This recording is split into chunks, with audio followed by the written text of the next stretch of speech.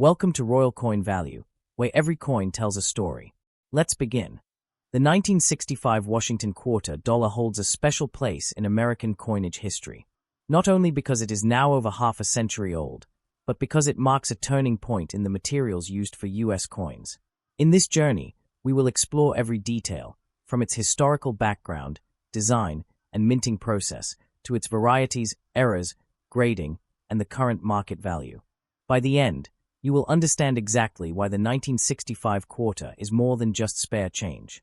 The Washington quarter was first introduced in 1932 to honor the 200th anniversary of George Washington's birth. From 1932 until 1964, quarters were struck from 90% silver and 10% copper. But starting in 1965, the U.S. Mint made a big change.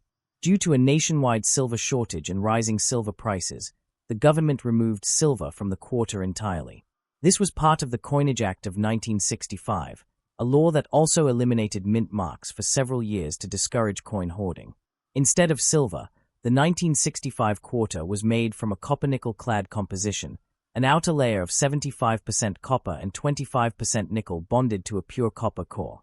It weighs 5.67 grams, measures 24.3 millimeters in diameter, and has a reeded edge.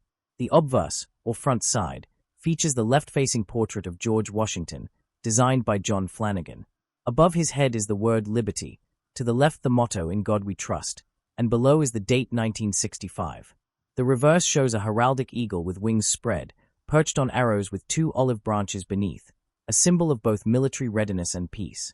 Surrounding this are the inscriptions United States of America above and quarter dollar below. No mint mark is present, because all 1965 quarters were struck at the Philadelphia Mint. Production numbers were huge. Over 1.8 billion pieces were minted to quickly replace the silver coins that people were hoarding. Because of this massive mintage, the 1965 quarter is still common in circulation today, but high-grade examples and certain rare varieties are a completely different story. One of the most famous rarities of the 1965 quarter is the transitional error struck on a 1964 silver planchet. These are extremely rare and occur when leftover silver blanks from the previous year accidentally went through the presses in 1965. A real silver 1965 quarter weighs 6.25 grams instead of 5.67 grams and has a brighter, whiter edge instead of the visible copper stripe. These transitional errors can be worth thousands of dollars.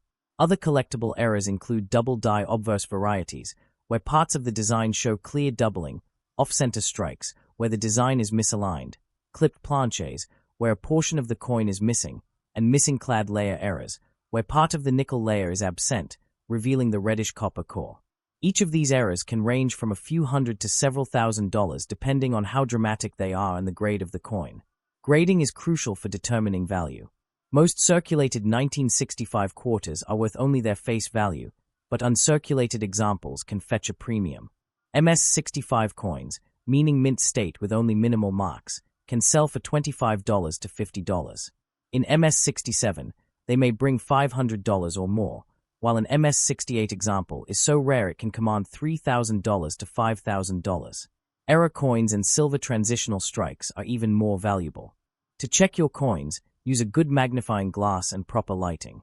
Look for doubling in the lettering, missing layers, unusual colors along the edge, or any signs of misstriking. For possible silver transitional errors, weigh the coin on a precise scale and listen for the distinct ringing sound of silver compared to the duller sound of clad coins. Even though the 1965 quarter is common, it tells a story of change in U.S. coinage.